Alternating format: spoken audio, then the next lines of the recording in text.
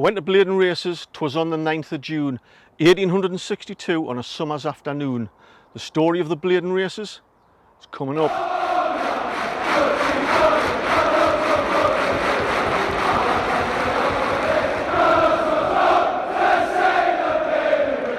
So why am I stood outside the William IV pub on Gateshead High Street?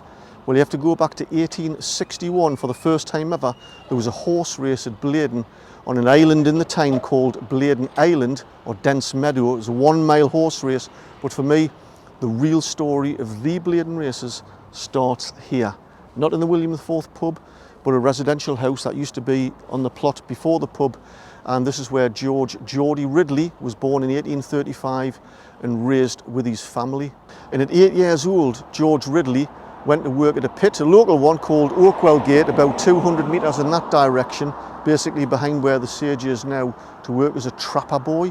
If you don't know what a trapper boy was, a trapper boy, they worked down the mines and they manned the heavy wooden doors, opening and closing them for various reasons, but in particular to divert the oxygen down the mine shafts for the miners. After then moving on to another pit called the Goose Pit, he then joined a heavy engineering firm called Messrs Hawks and Crochet and Company. There he worked as a wagon rider, and he was there working as a wagon rider for about 3 years before he was involved in a really serious accident where he was crushed by one of the wagons, leaving him with some significant injuries. It was round about this point where George Ridley began his music hall career.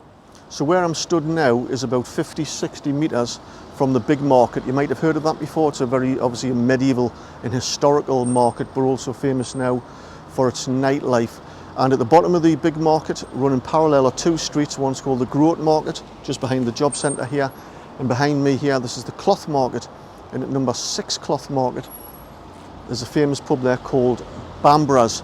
And that used to be on the ground floor a pub called the Veitch, which opened in about 1848. And in 1862, on the first floor, they opened up what was a music hall called Bambra's. Now, from about 1859, from about age 25, because of his injuries, George Ridley took up writing and performing music in local music halls. One in particular was the Granger Music Hall just up the road there in Granger Town. But on the 5th of June 1862, he performed a song that hadn't been heard before. It was for a guy called Harry Clasper, and he wrote it for him as Harry Clasper's testimonial, who at the time was a world famous rower, but also a local builder, a boat builder in Tyneside.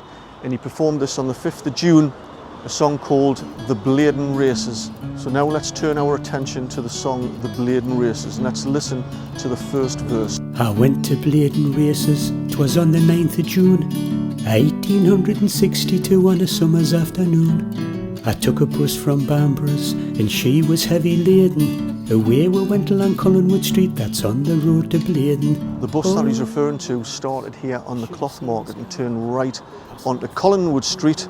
It would eventually go on to Scottsword Road and on to see the Blaydon Races. I forgot to mention Eric Burden, who's the singer from The Animals. He's the great nephew of Geordie Ridley. Now, Bambra's here has obviously changed and evolved many times over the decades since 1862. And as we can see now, it's completely empty. It's getting refurbished. I don't know what's happening to it in particular, but I hope it's being done out so it can be used again and put back into its former glory, this Grade 2 listed building. So we've turned right onto Collingwood Street. We went past the Central Station and the Life Centre where that is now, and now we're on the famous Scottsword Road. So now that we're on Scottsword Road, let's have a listen to the second verse of the song. We flew past Armstrong's factory, right up to the Robin Adair. Just ganning down to the railway bridge, the bus wheel flew off there. The lasses lost their crinolines and the veils that hid their faces. I got 2 black eyes and a broken nose and ganning to Blaydon Races. Now, when Geordie Ridley talks about the Armstrong factory, he's referring to the Armstrong Vickers factory that used to be just to be right down there by the river, what's now Newcastle Business Park. And along here on Scottsword Road up the hill now, which has completely changed, it was row upon row of terraced houses. Back in the day, from 1850, a local historian actually worked out that at its peak, since 1850, there was about 46 pubs along the Scottsword Road. Now in the verse he talks about going to the Robin Adair pub. Now of course that pub's gone, along with the 40 odd pubs that used to be here on Scottsword Road. And in fact I think there's only one pub left at the Newcastle end of Scottsword Road called the Globe. But anyway, I'm going to do a separate video about the pubs of Scottsword Road. So my researcher did say that the Robin Adair pub is now the site of Benfield Motors. And I kind of, for the life of us, find out exactly which Benfield Motors it was, because apparently there was a few along Scottsword Road. But if you know exactly where the Robin Adair was on Scottsword Road, drop us a comment below, give us a grid reference if you can, to help us out so I can find out exactly where it is. And in 1962, they marked the centenary of the Blaydon Races with a huge procession that come along Scottsword Road and followed the route of the original Blaydon race. And it was a massive day of celebration as well, because they put on all day drinking, which was unusual at the time. But also on that day they opened the first of the 15-storey Cruddas Park flats, which were opened by Thomas Dan Smith at the time. Now I don't know about you, but I've been wondering, how on earth did they get across the River Tyne in 1862? Well, the Scottswood Bridge that you see there at the end of Scottsword Road, that wasn't open until about 1931. The Newburn Bridge, that wasn't open until about 1893. So how did they do it? Well, the clue's in one of the choruses of the Blaydon Races. Let's listen to it now. We flew across the chain bridge, reading to Blaydon tune. So in that particular chorus they talk about going across a chain bridge into Blaydon. Well, the bridge that stood right next to where the Scottswood Bridge is now is what was called the Chain Bridge, and that was opened in 1831. In fact, that was there before the high level bridge and the current swing bridge. It was the first bridge built on the Tyne during the Industrial Revolution, and that's the bridge that they're referring to when they went across to see the race. If you'd like to see more videos like this and be notified the moment I release the next one, make sure you hit the subscribe button. So we're here, ready for the Blaydon Races. It's 1862 and the race would have taken place on Dense Meadow Island, just a short way up the river there. It would have been a hive of activity. There would have been hundreds, if not 2,000 or 3,000 people coming to see the spectacle. There would have been a fair on. It would have been a huge celebration. That evening, George Ridley, for the second time, performed the Blaydon Races, and that was at the Mechanics Hall in Blaydon. But the Blaydon Races, the song now, is famous all over the world. Not only is it the chant at Newcastle United Football Club, but it's also sung at Durham County Cricket Club, the Newcastle Falcons, but also it's the marching anthem of the Northumberland Fusiliers. For me, the Blaydon Races doesn't belong to Newcastle United. The Blaydon Races belongs to the Geordie nation, and I think we should all celebrate that. What I'll do, if you want to listen to the full version of the Blaydon Races, which is performed by Roland, I'll put a link in the description box below. Now, did you know that the lyrics to the Blaydon Races are on this concrete bench which runs the length of the big market here along the side? So we've just had the Blaydon Races 1862, but what's the story after that? How did it progress? Well, you might be surprised to learn that it only actually happened about 3 or 4 times on Dense Meadow Island. It was the Tyne Improvements Commission around about then who decided to improve the maritime access of ships going up and down the Tyne. So they rounded off the edges, they dredged the bottom to make it deeper, but also got rid of 3 or 4 islands that were actually on the Tyne, including Dense Meadow. So it wasn't until about 1887 that the Blaydon Races picked up again, but this time it was on Stella Hoff, and it was enjoying some huge success. But it wasn't until about 1916, in the midst of the First World War, that there was a huge riot. There was about 4,000 people at the race meeting, but there was some dispute over the race result, and it just all kicked off. And because of that big scale up, that was the last time the Blaydon Races ever happened.